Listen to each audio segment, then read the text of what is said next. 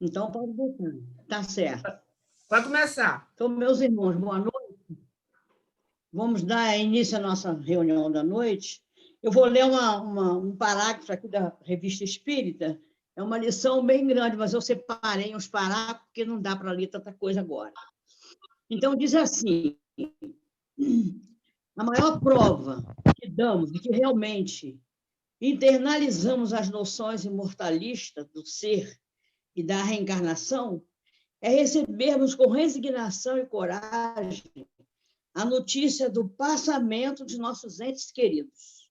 Lamentar exageradamente a partida daqueles a quem amamos é falta de caridade, pois seria exigir a permanência deles na prisão do corpo, fustigado por todo o cortejo de prova da existência física, muitas vezes pelo egoísmo de tê-lo junto de nós.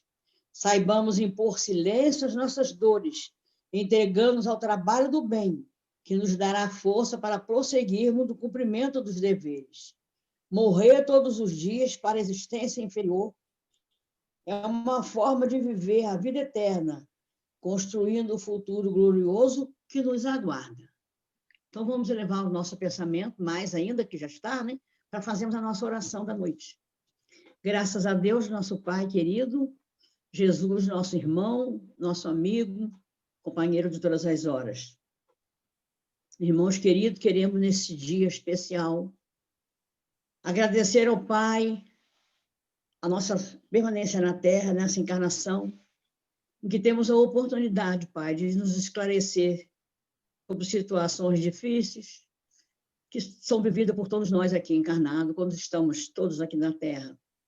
A separação dos nossos entes queridos nos toca muito, mas ao mesmo tempo, Pai, com essa doutrina que nos esclarece, nós temos condição de suportar essas situações de uma maneira equilibrada, de uma maneira raciocinada.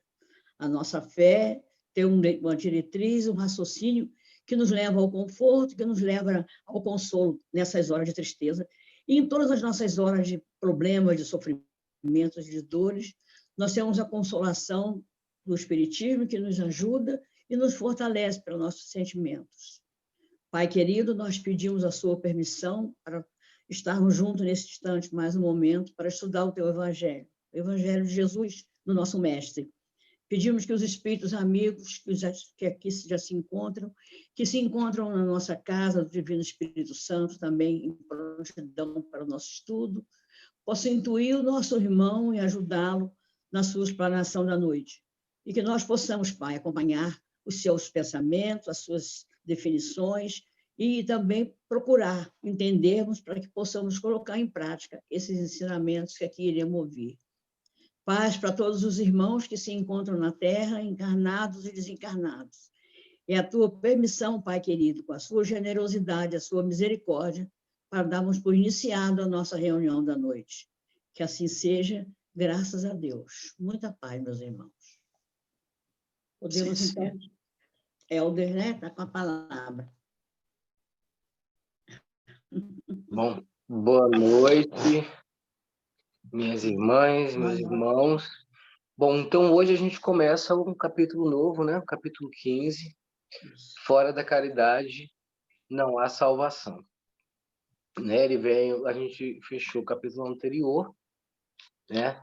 Que é honrai vosso pai e vossa mãe, que foi discorrido todas as questões relativas a importância que há da gente honrar a nossa família terrena, entendendo que a nossa família terrena não exatamente é a nossa família espiritual como um todo, né? A gente está numa família física terrena, mas a nossa família espiritual é algo maior, e muitas vezes as pessoas que estão dentro das nossas famílias físicas, né, aqui nesse plano, não foram necessariamente pessoas da nossa família numa encarnação anterior, por exemplo, e que nascemos todos na mesma família física ou nos adotamos, né, para a nossa família física de acordo com as nossas necessidades, das superações que a gente tem que ter, das provas que a gente tem que superar, na busca da reforma íntima, na busca do amadurecimento, né, do espírito. O quanto é difícil fazer isso muitas vezes, o quanto a gente erra,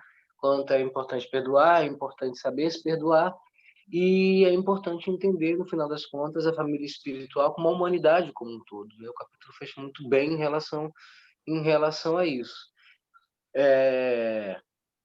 E eu lembro que antes a gente tinha discutido muito essa questão de, como sempre é lembrado aqui, de buscar sair, a gente ter um entendimento e lutar para botar esse entendimento na prática, que muitas vezes, com as nossas limitações humanas, nem sempre é a coisa mais fácil do mundo, muitas vezes é difícil, né? São aqueles erros que a gente entende assim, eu não vou cometer, sabe? É como se eu estivesse vendo um jogo de vôlei ou de futebol de fora do campo. Se eu vou entrar ali, eu não faço um erro como esse, mas nem por um decreto.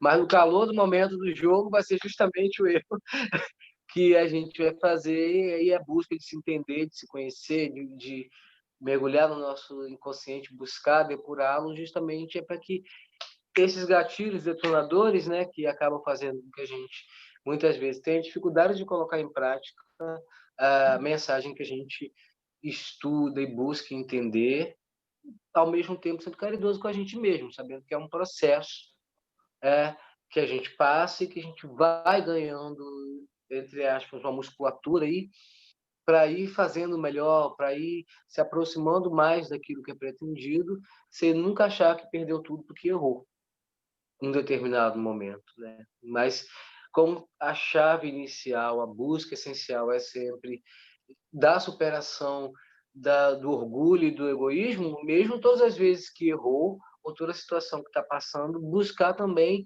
ver onde é que nisso a gente contribuiu, né? Porque assim, a gente tem um contexto, as pessoas têm livre-arbítrio, existem também as interferências de fora do contexto no qual a gente está inserido, e nem sempre a gente vai ter a melhor atitude, o melhor entendimento dentro daquilo que a gente busca ter. Mas vai ter o melhor entendimento que se esforçar para ter, né? O contexto está aí. Se eu estou na chuva e está chovendo para todo mundo, por exemplo, vai chover, está caindo água do céu. Mas como a gente vai se comportar em relação a isso, como é que isso vai afetar a gente também pode escolher, né? Quantas vezes, em exemplos banais, eu estou doido para ir a algum lugar, ou estou no meio da rua cheio de compras, eu todo arrumado para ir para algum lugar, algum trabalho, alguma coisa assim, cai um temporal, está chovendo para todo mundo que está ali. Muitas pessoas também foram pegas de surpresa. Mas aí, como é que eu vou lidar com aquela situação? O pior que ela seja, vai definir muito. E aí a importância de estudar e refletir os princípios, né? Estudar e refletir os princípios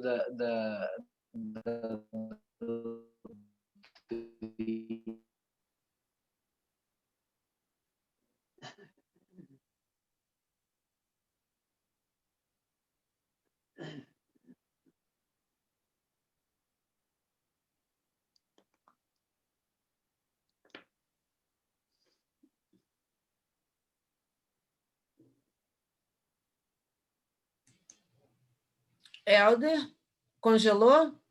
Não tô, só um segundinho, por favor. Vendo? Tá, agora sim, agora sim. Tá, é porque infelizmente tinha entrado uma ligação aqui, aí deu uma pausa, estou no celular. E buscar dentro do contexto e dentro do esforço individual com o conhecimento, colocar aquilo gradativamente em funcionamento. E muitas vezes vem um desânimo, porque a gente começa um ciclo, quando a gente termina aquele ciclo e aprende alguma lição, a gente tem, às vezes, a falsa sensação de que o trabalho está pronto. Então, agora eu já aprendi isso aqui. Eu não vou mais repetir esse erro, ou eu sempre vou agir dessa forma, e muitas vezes a gente é colocado diante de uma situação parecida, e pode ser até que a gente não cometa o erro de maneira tão crassa, mas muitas vezes vai agindo da mesma forma, vai repetindo aquelas tendências internalizadas que a gente veio internalizando ao longo de outras existências, inclusive da existência atual, e repete igualzinho, né? Pode até ser que perceba, né, mas e consiga desmontar, digamos assim, esse detonador, mas sente que às vezes é uma tendência, porque a gente vai realmente se habituando a determinadas posturas. Algumas vezes a gente também entende que deixa o sentimento levar adiante, quando o sentimento a arte da temperança entre o racional e o emocional, ela precisa estar sempre sendo equilibrada. Recentemente eu tive uma conversa com um amigo, ele me falou uma coisa muito interessante. Ele falou, não, porque hoje eu melhorei muito, porque antes, quando alguma coisa que me incomodava era falada, eu ia lá e respondia aquilo no ato. Então, já há muito tempo que eu já aprendi, assim, eu boto o celular no modo avião para não correr risco de eu ter uma atitude automática e depois eu tento dar a resposta o mais próximo possível dentro daquilo que eu acho que tem que ser. Eu nunca posso ser aquele que vai agredir. Eu posso colocar meu ponto de vista, mas eu não quero agredir. E é uma pessoa que eu ouço muito nesse aspecto, e muitas vezes ele me chama muita atenção, é uma pessoa que ele tem realmente esse propósito, ele encontrou esse propósito de vida. Ele virou vegano há muitos anos, tudo que ele faz está dentro de um sentido de não agressão, no entendimento dele. Então, e ele coloca isso no comportamento dele também. Então, assim, ele deixa clara a angústia dele quando ele mete os pés pelas mãos, com muita tranquilidade, e ao mesmo tempo também quando ele vai mostrando quais são as táticas que ele utiliza. E para ele, esse aspecto da vida é muito importante, por questões pessoais da vida, né? E tem momentos também, fases da vida que a gente está um pouco mais ali em cima disso, outras que a gente está menos, mas o todo do aprendizado nunca se perde e a gente vai fazendo as coisas irem naturalmente amadurecendo. É um processo que não é só racional, mas também não pode ser só emocional. Porque se a gente for só pela emoção, a gente vai pelo impulso. E o impulso, ele está ali para testar a gente o tempo inteiro. É o tempo inteiro. É desde o trânsito, né? Será que eu consigo ser caridoso no trânsito? Né? Eu consigo não ficar com raiva de alguém que me fechou? Eu consigo realmente não ficar muito full da vida? Educar aquela vazão de irritação que dá quando alguém, por exemplo, estaciona em cima de uma vaga que não é, sabe que está errado, sabe? Ou fecha uma rua sabendo que está errado só para resolver o seu e prejudica um monte de gente.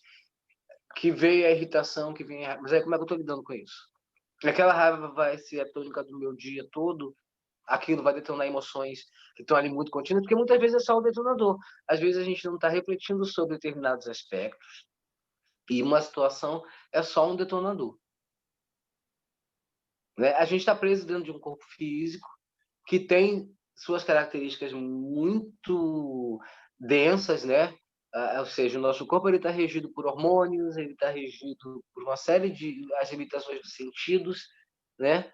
As experiências que ficam mais aqui superficiais da nossa maneira de ser, da infância que a gente teve até aqui, fora o que a gente tem de outras existências, ou seja, ele tem todo um modo de funcionamento. É um limitador. Só que dentro desse cérebro que está aqui, que é terreno, existe uma mente. É essa mente que está se buscando acessar para que se faça uma reforma íntima. Então, isso é mais complicado. Esse é o desafio. Então, muitas vezes parece muito etéreo, muito abstrato, né, quando se coloca determinados aspectos. Oi? Alguém fez algum comentário? É que muitas vezes acaba a gente não contextualizando as mensagens que chegam para a gente. Ou mesmo quando a gente contextualiza no nosso aquecimento terreno do dia a dia, né? A gente muitas vezes não leva em consideração. E aí a mudança perceptível é quando realmente você observa determinadas situações no hoje e se compara, né, daquelas que a gente consegue lembrar, obviamente, e fala, poxa, eu acho que eu já agi melhor do que eu agia 10 anos atrás, há 5 anos atrás. É um fator que a gente tem também de ter um autodiagnóstico, porque a gente tem que buscar também ter. Né? Oi, Conceição, você falou alguma coisa? Tá. Buscar também ter um autodiagnóstico, para a gente também não ficar desanimado, porque a gente pensa assim, não, é difícil mudar, é um pouquinho de cada vez. Claro que é um pouquinho de cada vez. É claro que é difícil. Né? É uma meta que é de longuíssimo prazo, a gente sabe disso. Mas a gente também tem que ir percebendo nas autoavaliações onde foi que a gente também conseguiu dar uma melhoradinha, né? Porque a gente entendeu o processo em andamento. Né? Inclusive, na gente mesmo. E muitas vezes a gente não se permite isso, né? Eu já gostaria de estar assim, ser a pessoa mais calma do mundo, mais equilibrada, gostaria de dar a melhor resposta 100% do tempo em relação à doutrina que eu resolvi, que eu me identifiquei. E quando a gente erra também, obviamente, a gente se cobra, mas é possível a gente também ir fazendo um comparativo da gente mesmo. Se a gente hoje já está melhor do que estava antes, já está um pouco mais maduro do que estava antes, né? Se eu sou uma pessoa rancorosa, quanto tempo eu ficava guardando um rancor? E hoje, quanto tempo leva para eu refletir e falar, não vai adiantar ficar guardando esse rancor, isso é ruim para mim, é ruim para o outro, né? Quanto tempo está levando? E muitas vezes há surpresas muito boas, né? De que a gente se percebe até mais em algumas situações, uma atitude que a gente se surpreende com a gente mesmo. E isso dá um ânimo para a gente, então, continuar seguindo adiante naquele caminho, porque a gente viu, olha, se realmente se operou em mim isso daqui. Não estou no meu estado mais perfeito ainda, é sempre uma busca, mas é de verdade. Estou começando. Aconteceu. É crível, é prático, pode ser colocado no dia a dia. Ou seja, é sempre aquela arte da temperança mesmo, do equilíbrio, da harmonia, que às vezes sai um pouco dos cílios, mas à medida que a gente vai amadurecendo como um todo, mesmo quando sai do trilho, a gente tem mais maturidade, um entendimento maior para fazer voltar, e quando voltar, falar, tudo bem, saiu do trilho, não era bem assim que foi planejado. Eu gostaria de ter agido, mas olha, eu entendi que aqui eu poderia ter agido assim. Eu já entendi e dali continuo. Tem uma coisa de fazer a prece e do meditar que é muito comum. Uma observação que se faz que é muito comum sempre que se pergunta: eu estou meditando, estou fazendo uma prece, mas aí eu me desconcentrei. O que eu faço? Eu vou ficar irritado? Não. Você vai, né, buscar exercitar, continua dali em diante e volta para a sua concentração, volta para a sua prece. Né? Muitos de nós, principalmente hoje, por exemplo, a gente recebe muita informação, porque é a tela do celular, é o WhatsApp, é a televisão, são as pessoas que estão em volta, então a gente está constantemente intoxicado de informação, saúde, de informação. Mas aí o que acontece? Às vezes você quer se concentrar em alguma coisa, às vezes você vai meditar, fazer uma contemplação, fazer uma oração, e desconcentrou. Você começa falando uma coisa, de repente sua cabeça está lá e outra coisa, e dá uma sensaçãozinha de, poxa, de culpa, mas como é que se fortalece em relação a isso? Não compra briga com o teu cérebro, não compra briga com as interferências que vieram. Volte para a concentração e siga adiante como se nada tivesse acontecido. Porque é um exercício. Respira fundo e começa de novo. E começa de novo. Que é bem a arte do viver, né? E quando se tem um critério. Nós temos um critério. Então, qual que é o critério diz? Olha, fora da caridade não há salvação. Então, o que quer dizer isso? Isso quer dizer seguir essencialmente o mandamento maior, que você vai amar a Deus acima de tudo e o seu próximo como a ti mesmo, que é uma essência valiosíssima para a gente seguir. Então, a gente está aqui imerso nesse mundo. Uma série de situações, pessoais, profissionais, né? A gente separa didaticamente, mas se você olhar, é a sua vida, aquilo acontecendo organicamente, né? Em todas as suas atividades de vida. Então, aquilo é a história acontecendo na hora real, no momento real. Então, eu tenho esse critério, meu norte é esse. Daí aconteceu uma situação muito grave, que eu não tinha lidado, ela foi muito forte. Eu lidar, chacoalhou o emocional. O emocional é logo o primeiro, né? Que a chacoalha, você se sente rejeitado, ou trapaceado, ou deixado de lado, ofendido. Essa série de interpretações que a gente faz, que não colocando em julgamento aqui o ter ou não razão, porque isso vai de cada contexto, mas o que eu faço com o fato de eu ter ou não razão? É a única coisa que realmente é essencial. Como é que eu vou agir? Como é que eu vou pensar? Como é que eu vou me comportar diante do fato de ter ou não razão numa determinada querela? por exemplo? Qual é a qualidade do meu comportamento em relação a isso? E muitas vezes reconhecer, eu realmente fui caridoso, eu realmente perdoei. Porque a gente se cobra, mas se você não perdoou, mas você não quer viver junto, então você não perdoou de verdade. Até você está no caminho do perdão, vai perdoando. Às vezes você não consegue mesmo ainda estar junto. Às vezes são questões O práticas, nosso limite, né? né? Tem coisas que são muito O nosso limite ainda, do seu limite, mas que você vai ainda é trabalhando, restrito, né? com E tem coisas que certeza. são muito práticas da vida. Como é que você vai, por exemplo, alguém que, sei lá, 3 anos atrás deu um rombo numa empresa que você batalhou não sei quantos anos para poder botar ali. Aí você perdoou a pessoa, tudo bem. Mas você não vai no dia seguinte que perdoou, você está preparado para entregar de novo o comando financeiro da empresa na mão da pessoa? Entendeu? Isso é racional, mas ao mesmo tempo tem um dilema. Mas será que se eu não fizer isso, eu perdoei? Depende, porque o fato de você perdoar a pessoa não significa dizer que ela mudou. E o fato de você tomar determinadas precauções, que às vezes a gente toma até com a gente mesmo, quando a gente sabe que a gente não consegue, por exemplo, não sucumbir a determinadas tentações. Se eu botar um pudim na minha geladeira, eu vou comer todo. Então você sabe que você é assim compulsivo, né? A gente, quando acontece isso, então eu vou pegar e vou deixar o pudim inteiro dentro da minha geladeira. Todo dia eu vou pedir, eu vou passar na padaria e comprar o pudim inteiro. Compra uma fatia e leva, acabou. Já Melhor nem é uma fazer o chance. pudim, sabe? É melhor nem fazer. Então ela não vou fazer para agradar os outros. Ninguém vai ir na sua casa, mas você quer fazer o pudim porque é para os outros. Isso a piscina se marcou para 7 da noite, 3 da tarde, o pudim já foi todo embora. Se for o rato, não foi, né? Quer dizer que a gente confia na gente mesmo, desconfia, não confia tanto na gente. A gente está testando os nossos limites, que são os nossos limites. Isso quer dizer que não se perdoou, que não vai perdoar o outro? Não. Aquilo não me gera mais raiva, aquilo eu não desejo mal. Vai um amadurecimento, como aquela coisa que é horrível, como o machucado da Conceição, né? Parece que não vai coisar nunca. Claro, não está preparado para plantar bananeira agora. Não vai fazer acrobacia agora. Está melhorando. Mas dá para fazer acrobacia agora? Pegar, vou fazer trapézio? Ainda não dá. Isso é uma questão racional. Mas muitas vezes essa arte da temperança, no dia a dia, ela é difícil. Ela é bastante difícil. Para uns, determinados aspectos são muito fáceis, tem pessoas que são incríveis em determinados aspectos, e em outros têm mais dificuldades. A gente, na verdade, é uma cornucópia de características, né? Tem situações que a gente ali tira de letra.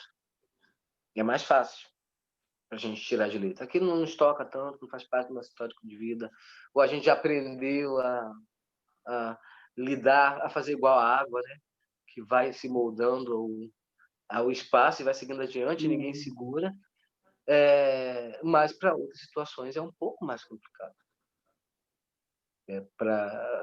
A mesma pessoa em situações diferentes pode ter comportamentos absurdamente diferentes. Nós somos seres humanos, isso é complexo em muitos aspectos. E outros, ele é muito mais simples. Então, é muito importante prestar atenção nesse aspecto. Quando se vai estudar, quando se vai refletir sobre situações como mandamentos, como fora da caridade na nossa salvação, ele se apresenta o tempo inteiro em nossas vidas. E a gente vai tendo, ao mesmo tempo, boas surpresas e, muitas vezes, pequenas e grandes decepções conosco e com as outras pessoas também. E levar sempre em consideração, se eu adotei aquela postura moral para mim, é claro que eu vou sempre mostrar através do exemplo, né? O Espiritismo coloca isso, dê através do exemplo. Mas não ficar muito na ânsia de que o outro vai aprender por osmose, porque nem sempre vai. E muitas vezes a gente se decepciona porque o outro não aprendeu aquilo que eu estou estudando. Pode ser até que já saiba, até mais. E nem está estudando ali, ou já estudou, ou já internalizou, ou até pegou por osmose também de você. Mas isso não pode ser uma expectativa tempo inteiro, porque desanima. Porque a gente... Aliás, é uma das coisas, um dos erros que, no geral, eu percebo, e me percebo também, assim, mais cometendo é isso. A gente, muitas vezes, espera do outro determinadas coisas, que ele até sabe, até já faz, ou não percebi, ou ainda não percebeu. E não é um pedido de delivery do tipo, daqui meia hora está pronto, né? Não tá. Pode ser que não esteja daqui uma vida. E saber lidar com isso no dia a dia é muito complicado, às vezes é, inclusive, muito duro. Então, levar em consideração que está se falando essencialmente internamente para a gente mesmo, para depois a gente, através do exemplo, exalar isso. E pode ter certeza, vai ter gente que vai pegar uma facilidade absurda e muito provavelmente você vai ensinar muito mais gente do que você imagina que ensinou. Às vezes, aquelas pessoas que você queria ensinar, talvez você não tenha conseguido ensinar, mas vai ter um monte de gente que você nem imaginava que pescou aquilo dali e segue em frente. Você fala, mas como que a pessoa vem te agradecer por uma coisa? A pessoa vê que você se admira da postura da pessoa, mas eu aprendi muito com você. E, tipo, como assim? Aprendeu muito comigo, sou eu que estou aprendendo. Não ensinar nada? Eu tenho condição, exatamente. Eu não tenho condição de ensinar nada. Até eu olho para você como exemplo e a pessoa muitas vezes se surpreende e fala, mas isso aqui eu olho em você que você sempre soube. Né? Ou às vezes também até te acorda, tipo assim, olha, eu gosto muito quando você fala isso, está precisando observar mais isso. Muitos amigos fazem isso com a gente, tem amigos que são capazes de fazer isso com a gente. Olha, eu sei que você segue por aqui, então você talvez esteja fraquejando aqui. Presta mais atenção nesse aspecto que eu sei que é um valor para você, mas talvez nesse momento você não esteja dando tanta atenção quanto deveria. Tem pessoas que têm esse olhar que ajuda pra caramba. Às vezes pega a gente de surpresa, a gente fica meio assim, mas quando você para direitinho para refletir, realmente. Eu acho que porque te conhece, que gosta de você, que te quer bem, que acontece muito isso. Muita gente gosta muito da gente, nem sempre demonstra do jeito que a gente acha que tem que demonstrar. Inclusive, uma das questões de relacionamento humano que confunde muitas vezes a gente é isso. Às vezes a pessoa ela demonstra uma admiração, ou ela demonstra um carinho, cuidado com você, mas numa linguagem que a gente não codifica. A gente às vezes espera que a pessoa demonstre carinho e amor pra gente porque fez um bolo, ou porque faz tudo que a gente pede que faça, ou porque te diz eu te amo todo dia, né? Ou porque nunca esquece uma data de aniversário, e às vezes a maneira dela dizer que gosta de você é simplesmente recolhendo seu lixo ali. Ela vai pegar seu lixo e coloca, ou não deixando que ninguém fale mal de você por trás de você, te defender, não vai nem levar nada para você, mas te defende se alguém vai falar mal de você, ou às vezes até numa bronca, a pessoa acha que tem que ser aquela mãezona da bronca, é a forma que se tem. Tem um livro muito bonito sobre isso, chama Carícia Essencial, que tem um capítulo fantástico sobre isso, de como às vezes a gente se confunde em relação aos outros, de não entender o carinho que vem dos outros para a gente, porque a gente não codificou a forma como muitos dos que cercam a gente têm de dar carinho. E muitos de nós têm dificuldade também de demonstrar, em muitos momentos e para muitas pessoas. Às vezes é muito mais fácil demonstrar carinho para uma pessoa numa determinada situação e outra você fica mais tímido, mais embotado.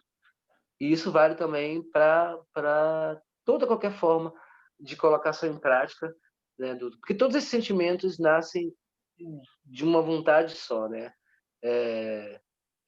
A gente, querendo ou não, está ali no fundo, lá Deus não fez nenhum espírito mal, mas no fundo a gente quer harmonia. A forma como a gente encontra para ter essa harmonia, que muitas vezes parece tortuosa, embaçada muitas vezes pelo nosso orgulho e nosso egoísmo. Rose, eu sei que você gosta de ler, eu vou pedir para você ler, então, o item 1.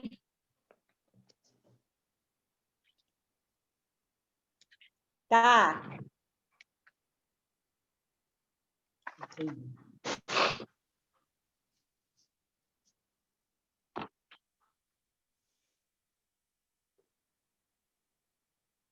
No item 1, certo? Certo.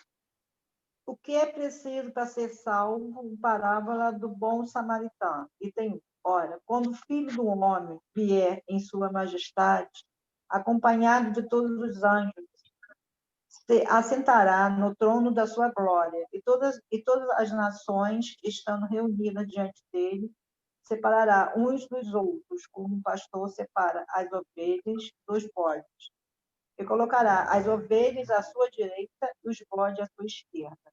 Então o rei dirá àqueles que estarão à sua direita: vinde vós que fostes benditos por meu Pai. Possui o reino que vos foi preparado desde o início do mundo, porque eu tive fome e me deste de comer, tive sede e me deste de beber, tive necessidade de alojamento e me alojastes, Estive nu e me vestistes. Estive doente e me visitastes. Estive na prisão e vieste me ver. Então os justos lhe responderão: Senhor, quando foi que vos vimos com fome e vos demos de comer, ou com sede vos demos de beber? Quando foi que nós vos vimos um alojamento, vimos sem alojamento e vos alojamos, ou sem roupa e vos vestimos? E quando foi que vos vimos doente ou na prisão e viemos vos visitar? E o rei lhes responderá: eu vos digo a verdade. Quantas vezes eu fizeste com relação a um destes mais pequenos de meus irmãos, foi a mim mesmo que o fizeste.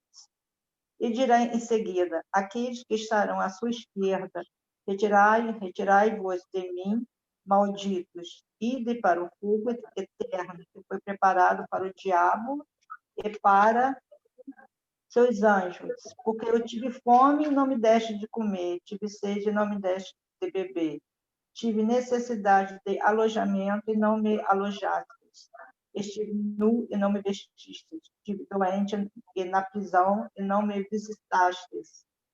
Então eles lhe responderão também: Senhor, quando foi que vos vimos ter fome, ter sede, ou sem alojamento, ou sem roupa, ou doente, ou na prisão, e deixamos de vos assistir? Mas ele lhes responderá: eu vos digo em verdade, todas as vezes que deixaste de dar essas assistências a um desses mais pequenos, deixaste de as dar a mim mesmo. Então, estes irão no suplício eterno, e os justos na vida eterna. São Mateus 21, 45.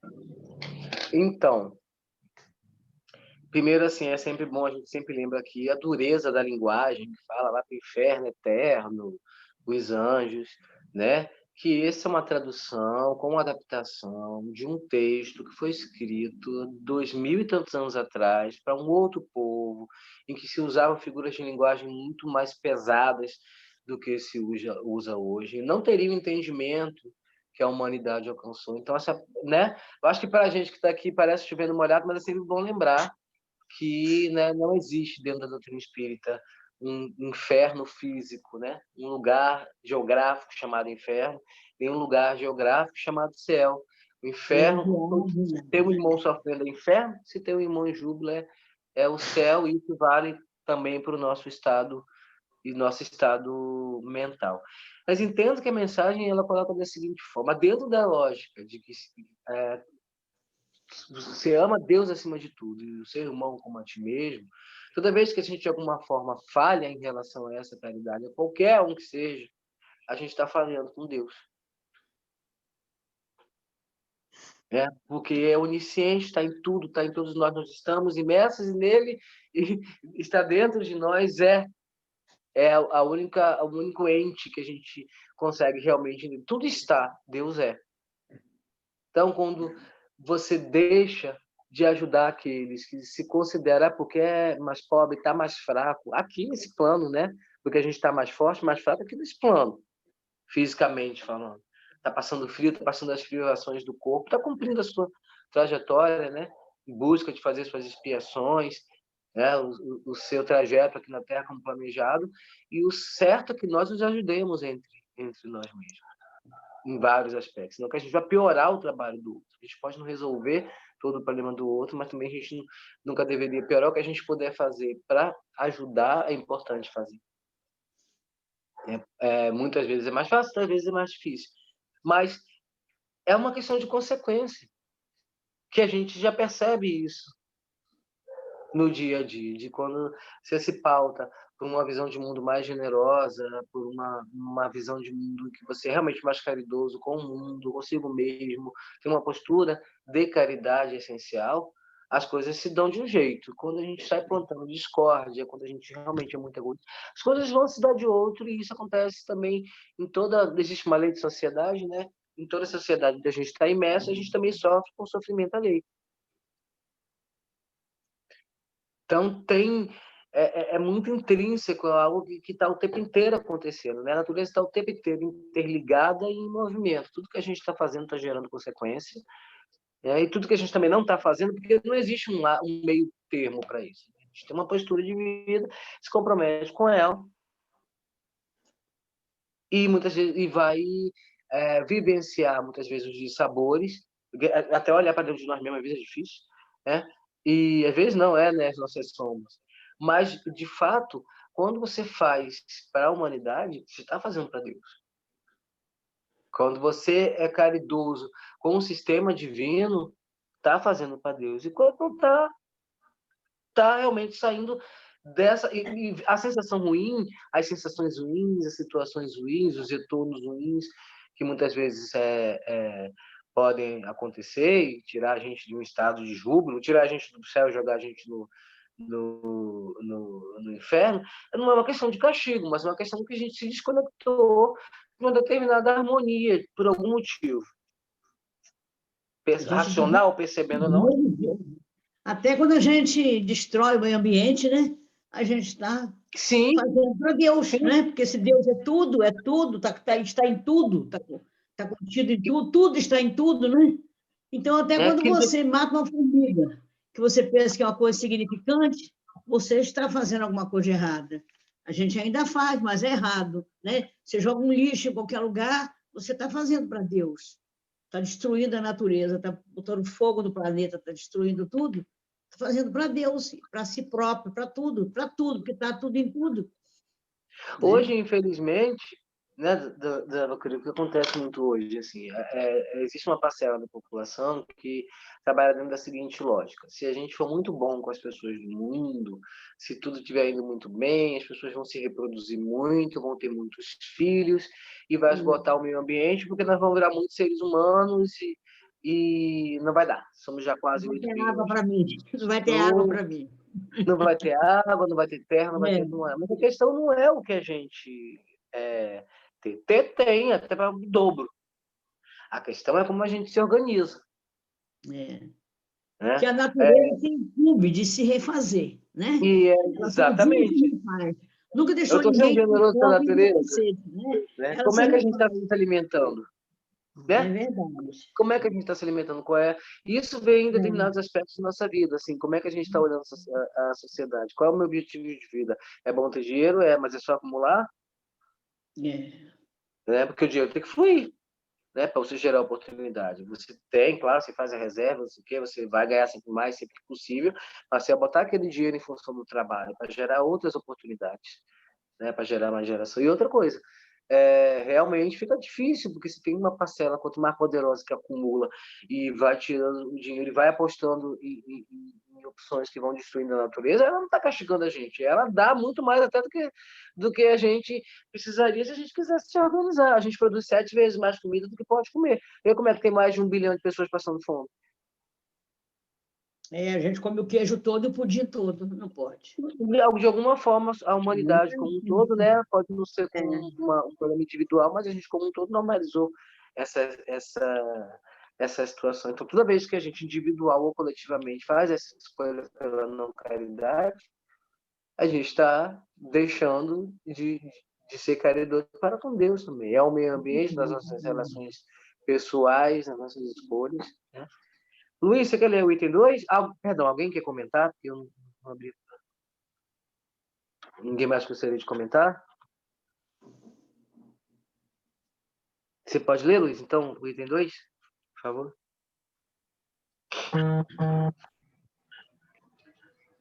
Então, levantando-se, disse-lhe um doutor da lei para o tentar: Mestre, o que preciso fazer para possuir a vida eterna?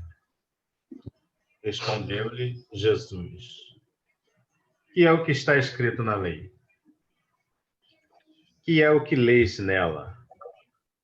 Ele respondeu: Amarás o Senhor teu Deus de todo o coração, de toda a tua alma, com todas as tuas forças e de todo o teu espírito, e a teu próximo como a ti mesmo. Disse-lhe Jesus: Respondestes muito bem, faze isso e viverás. Mas o homem, querendo parecer que era um justo, diz a Jesus: quem é o meu próximo? Jesus, tomando a palavra, lhe diz: um homem que descia de Jerusalém para Jericó caiu em poder de ladrões que o despojaram, cobriram de ferimentos e se foram deixando-o semi-morto. Aconteceu em seguida que um sacerdote, descendo pelo mesmo caminho, o viu e passou adiante. Um levita, que também veio àquele lugar, tendo-o observado, passou igualmente adiante. Mas um samaritano que viajava, chegando ao lugar onde jazia aquele homem, e tendo-o visto, foi tocado de compaixão. Aproximou-se dele, deitou-lhe óleo e vinho nas feridas e as pensou. Depois, pondo-o no seu cavalo, levou-o a uma hospedaria e cuidou dele. No dia seguinte, tirou 2 denários e os deu ao hospedeiro, dizendo: trata muito bem desse homem, tudo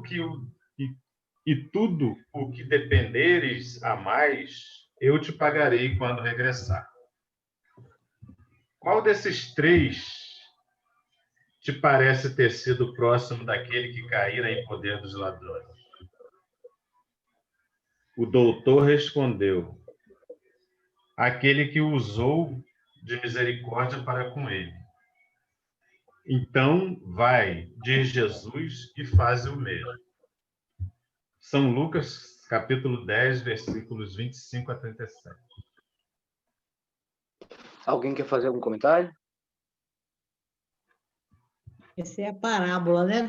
Parábola do samaritano. O samaritano. Eu acho que aqui esse final tem uma palavra-chave aí, que resume tudo, né?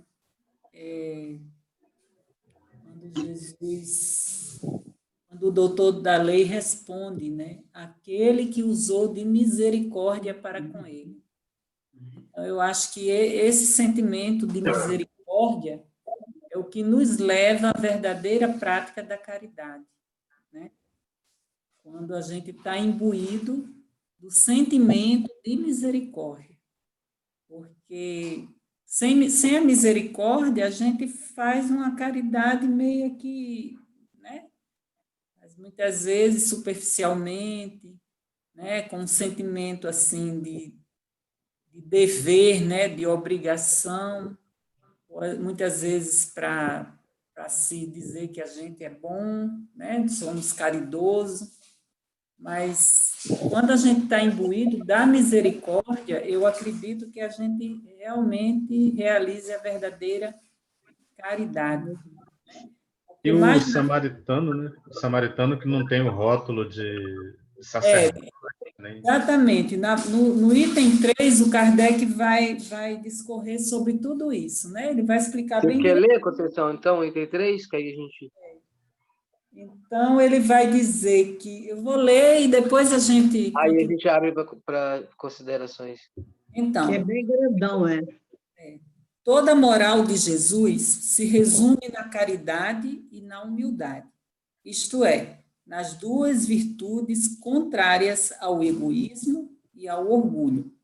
Em todos os seus ensinos, ele aponta essas 2 virtudes como sendo as que conduzem à eterna felicidade. Bem-aventurados, disse, os pobres de espírito, isto é, os humildes, porque deles é o reino dos céus. Bem-aventurados os que têm puro coração. Bem-aventurados os que são brandos e pacíficos. Bem-aventurados os que são misericordiosos. Amai o vosso próximo como a vós mesmos. Fazei aos outros o que quereis que vos fizessem. Amai os vossos inimigos. Perdoai as ofensas, se quiserdes ser perdoados. Praticai o bem sem ostentação. Julgai-vos a vós mesmos, antes de julgar dos outros. Humildade e caridade, eis o que não cessa de recomendar e o de que dá ele próprio o exemplo. Orgulho e egoísmo, eis o que não se cansa de combater. Não se limita a recomendar a caridade, põe-na claramente e em termos explícitos como condição absoluta da felicidade futura. No quadro que traçou do juízo final, deve-se, como em muitas outras coisas, separar o que é apenas figura, alegoria. Há homens como os que, a quem falava, ainda incapazes de compreender as questões puramente espirituais. Tinha ele de apresentar imagens materiais, chocantes e próprias a impressionar.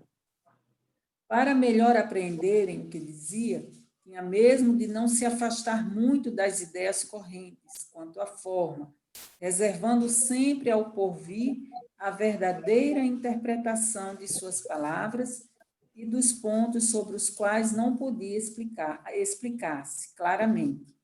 Mas, ao lado da parte acessória ou figurada do quadro, há uma ideia dominante, a da felicidade reservada ao justo e da infelicidade que espera ao mal. Naquele julgamento supremo, quais os considerandos da sentença? Sobre o que se baseia o libelo? Pergunta, porventura, o juiz se o inquirido preencheu tal ou qual formalidade? Se observou mais ou menos tal ou qual prática exterior? Não. Inquire tão somente de uma coisa, se a caridade foi praticada. E se pronuncia assim: passai à direita, vós que assistis aos vossos irmãos. Passai à esquerda, vós que fostes duros para com eles. Informa-se, por acaso, da ortodoxia da fé? Faz qualquer distinção entre o que crê de um modo e o que crê de outro? Não, pois Jesus coloca o samaritano, considerado herético, que falta com a caridade, mas que pratica o amor do próximo acima do ortodoxo, que falta com a caridade. Não considera, portanto, a caridade apenas como uma das condições para a salvação, mas como a condição única. Se outras houvesse a serem preenchidas, ele as teria declinado, desde que coloca a caridade em primeiro lugar, é que ela implicitamente abrange todas as outras, a humildade, a brandura, a benevolência, a indulgência, a justiça, etc., porque é a negação absoluta do orgulho e do egoísmo. Então, Oi, desculpa. muita coisa que a gente pode tirar disso aqui, né? Quando a gente vê essa primeira parte aqui, que é mais ou menos o que Jesus colocou no Sermão da Montanha, bem-aventurados, disse aos pobres de espíritos, aos humildes, né? Você vê que as primeiras bem-aventuranças diz respeito a mim, né? Os que têm puro coração, que são brandos e pacíficos, bem-aventurados que são... Aí tem a misericórdia, né? Você vê que são 4 bem-aventuranças, a misericórdia, e depois mais 4 bem-aventuranças que diz respeito ao próximo. Então, a gente vê que a misericórdia é como se fosse a culminância, né? Primeiro eu me torno uma pessoa, né, pacífica, vou me reformulando até chegar à condição de uma pessoa misericordiosa, para então tratar o meu próximo, né? Aquilo tudo que eu adquiri, eu vou agora fazer com o meu próximo, né? E a caridade, como ele diz lá no final, é a culminância de todos aqueles sentimentos. Por quê? Porque eu entendo que, na verdade, a caridade é o amor, né? Como se fosse sintetizado o amor ali, né? Então, você se torna misericordioso e pratica a caridade, a verdadeira caridade, que nada mais é que a culminância do amor, porque a ela está ligada todas aquelas virtudes ali, né, que ele coloca lá no... Virtudes anteriores. Engraçado, assim, me fez lembrar de uma coisa. Agora, recentemente, esses vídeos assistindo na internet, e eu vi um sacerdote, e ele colocando o questionamento dele em relação, por exemplo, ao espiritismo. Ele deu outros nomes, aí ele acabou falando espiritismo, apesar de ter feito uma definição. Era que era errado, porque nós estaríamos querendo alcançar o reino dos céus através de nossas boas obras, quando, na verdade, a gente deveria entender que Jesus foi crucificado e, porque ele foi crucificado, ele já nos salvou.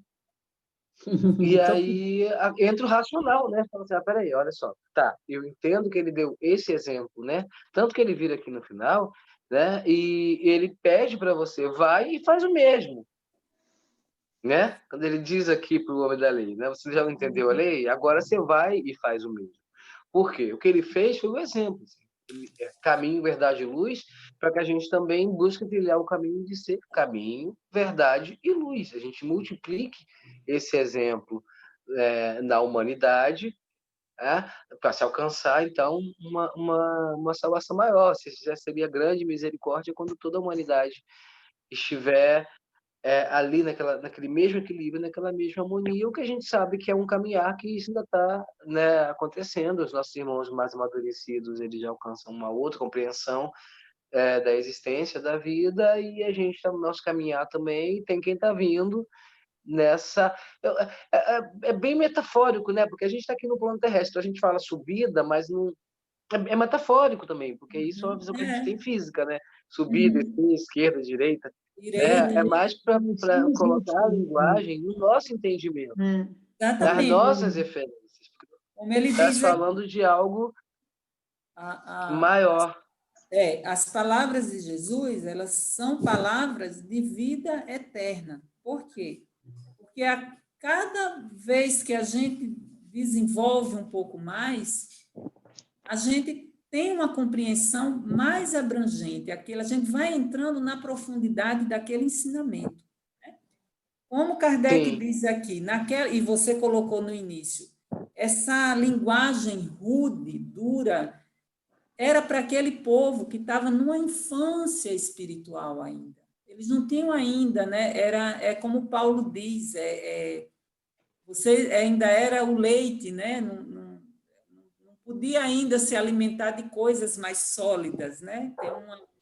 Tem uma epístola de Paulo que ele faz isso, acho que é a dos Hebreus, onde ele diz que quando eu era criança, eu tomava leite, né?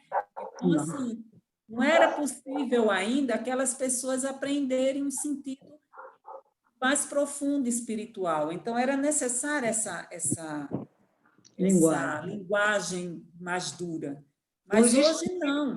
Hoje a gente já tem a gente já tem condições de aprofundar até mais do que nisso aqui que Kardec colocou. Se a gente pensar bem, for analisar, a gente já aprofunda. O próprio Kardec coloca isso, né? Que a doutrina ela não está acabada. Ela é coletiva. Ela vem amadurecendo. Ela caminha, Ela caminha. Os próprios espíritos falando. A gente não pode se prender só isso, né? Tem que abrir mais, né? O nosso... Exatamente. Cabe a nós, né? Cabe a nós fazer esse movimento, não ficar só, né? Antes da gente se encontrar, eu estava vendo uma palestra do Arthur Valadares, onde ele falava do espiritismo, né? O que é que o espiritismo representa para a gente? Consolo, né? O consolador prometido, ele nos dá isso, aquilo, sim, mas a gente tem... O que é que a gente está fazendo com isso? A gente vai ficar indo e vindo, reencarnações e reencarnações, sendo espíritas, e sempre nessa proposta só de consolo, de aprendizado. Pois Não, a gente tem que avançar, né? Caminhar, tem que avançar, Tem que avançar, a gente tem que passar dessa fase, né? Tem que... Senão não evolui. Exatamente, né? É Então, verdade. a gente fica nessa coisa do consolo, do respaldo, né, da segurança que nos dá, do esclarecimento, né, da nossa mente que abre. E o que é que a gente faz com isso? E Esse aí vem, comodismo, como você também colocou no início, quando acontece algo que sai um pouco do nosso trilho, como é que a gente... E aí, cadê o espiritismo? Cadê o ensinamento? Então, a gente vai ficar sempre esperando o consolo, o apoio que a doutrina nos dá?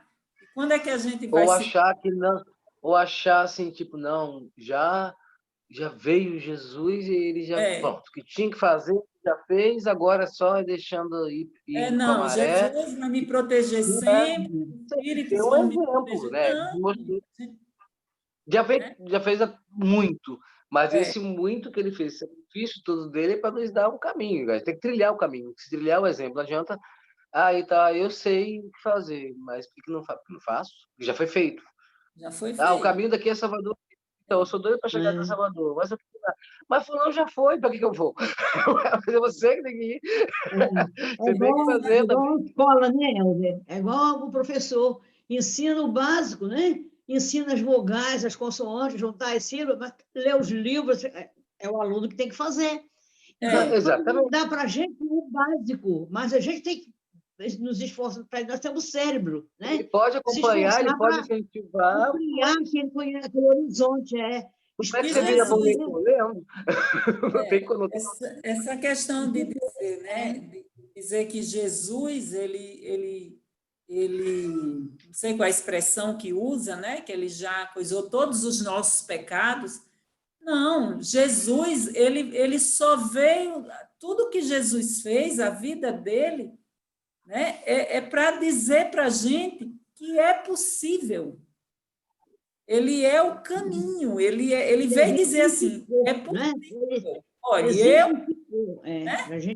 eu consegui, eu estou aqui, né? Você é capaz de conseguir. E o caminho é esse. Vós isso. sois deuses, né? Chegou até a dizer isso, vós sois deuses. Né? É o grande mestre, né? Ou seja, você, tá aqui, eu fiz, e tá aqui o exemplo para você também fazer, porque é do seu exemplo que outros também vão fazer, e você vai se mirando no exemplo dos outros. Então, é racional, é uma visão... Ele mostrou mais um pouco e assim nós vamos... Ele não veio, como diz, né, os nossos irmãos de outros segmentos religiosos, ele tirou os pecados do mundo. Não. Continua tudo aí. Ele veio dizer, é possível. O caminho é esse, vai ser a expiação, vai ser a aprovação, vai ser a redenção. Ele mostrou o caminho para a gente tirar. Né? Agora o trabalho é nosso. O trabalho é nosso. E a gente precisa sair dessa infância, né? Dessa adolescência espiritual, e a gente precisa passar para a maturidade, né? A maturidade. O Chico já dizia... É muito complicado, mas é o caminho, né? O caminho saudável. Eu acho que é o que é sempre colocado também, Deus não deixa nenhum filho para trás, e as coisas vão acontecendo dentro do que a gente chama, né, de tempo, que é uma construção nossa que é importante a gente ter, mas saber também que é um guia muito para a gente nesse plano, né? O tempo e espaço aqui nesse plano físico, e outros planos... os conceitos são outros, são maiores, é por isso que muitas vezes também, volto a dizer, tudo é colocado de maneira metafórica, e entender que o que Jesus colocou não é para ser adaptado 100% ao que a gente chama de vida física, até falando de uma existência como um todo, que tem ciclos que a gente não consegue nem enxergar, que o final vai demorar muito tempo, dentro do que a gente entende como que é tempo. Então, aí. São 8h59. Alguém tem mais algum comentário final a fazer antes da nossa prece? Quero agradecer o carinho, a oportunidade de conduzir hoje e agradecer as excelentes companhias que eu tive hoje, as contribuições fantásticas. É Conceição para fazer, né?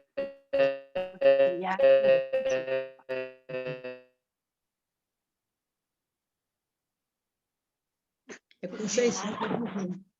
Conceição fazer a prece. Pode fazer? Alguém quer colocar mais alguma coisa? Não, né? Está na hora. Vamos lá. Vamos elevar o nosso pensamento a Jesus, o nosso mestre, guia, irmão mais velho, mais experiente, que veio nos ensinar o caminho, veio nos mostrar que é possível, veio nos dizer que o Pai nos espera de braços abertos, e que possamos, Jesus, com a tua ajuda, com a assistência amiga dos nossos amigos espirituais, daqueles irmãos que nos tutelam a existência, que torcem por nós a cada instante, e possamos ser vitoriosos. Sabemos, Senhor, que o caminho é longo, que não é fácil, principalmente no mundo em que vivemos, um mundo de provas e expiações, um mundo onde o materialismo ainda impera com tanta força, mas que é possível, sim, e que possamos, Senhor, emanados com as tuas bênçãos, com a tua luz, com o teu amor, trilhar esse caminho. Agradecemos a oportunidade de mais uma vez estarmos reunidos em teu nome, estudando um pouco dessa doutrina tão maravilhosa, dita tão consoladora para todos nós, mas que possamos, Senhor, dar um passo mais além, dentro da nossa pequenez espiritual, dentro das nossas possibilidades, que tu sabes, tu conheces muito bem, e possamos ir mais adiante, para que cada vez mais possamos ser dignos das tuas promessas, do teu amor e da assistência dos nossos irmãos. Sermos, Senhor, a luz, um pouco de luz nesse mundo, sermos a tua manifestação por onde andarmos, diante dos nossos irmãos nessa terra que ainda vivem em tantos sofrimentos. E assim, mais uma vez, Senhor, te agradecemos e nos dá a permissão para encerrar o estudo da noite de hoje. Graças a Deus. Que assim seja. Graças a Deus. Assim seja, Senhor. Graças a Deus, que assim seja. Helder, gratidão. Muito Excelente, como obrigado. sempre. Conceição, Muito Valquíria e todos. A todos nós. Maravilhoso. Beijão. Gente, muito obrigado, a Luz. Pessoal. Dona Rose, Maria hoje chegou. Dona Maria Boa chegou noite. hoje. Lecila, Maria. Boa noite. Boa noite. Dona Maria. Lúcia. Boa noite a todos. Eu custei a entrar, minha filha. Custei a entrar, mas outro dia também foi a mesma coisa. Boa noite, Foi Ivone. difícil. Oi, boa noite. Oi, Ivone. Boa noite, gente. Boa noite, Ivone. Boa noite, Boa Maria. noite, semana. Lecila. Boa noite, Até Santinha. quarta. Emília. Até quarta. quarta. Tchau. Lúcia, querida. Lúcia já saiu. Maria Boa noite, gente. Não, estou saindo. Boa Tá noite. bom. Homem com Deus. Amanhã. Até Tá bom. quarta-feira. Ivone, Deus Dona quiser. Emília, Aparecida. Emília. Até quarta. Beijão. Um beijo na Dona Santinha. Um beijo na Dona Santinha. Tá bom. Santinha. Tchau. Tchau, tchau. Tchau. Tô. Fiquemos na paz, Senhor. Tá bom.